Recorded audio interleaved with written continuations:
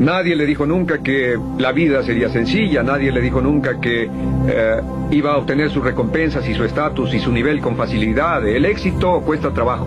Mantenga sus temores, sus problemas alejados, manténgalos dentro. Sonría aunque su corazón esté hecho pedazos. Sonría a pesar de que se sienta mal y se sienta decepcionado.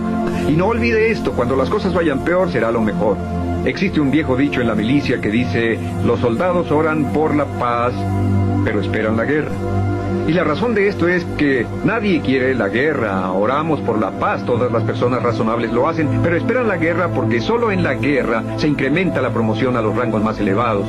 Para usted, entre más problemas se esté enfrentando, entre mayores sean las dificultades, entre mayores e insufribles sean los retos, será más posible que vaya por el camino rápido hacia el crecimiento, hacia el desarrollo y hacia el éxito. No olvide que no puede avanzar si todo va muy bien, solamente puede avanzar cuando está luchando contra un mar de lobos.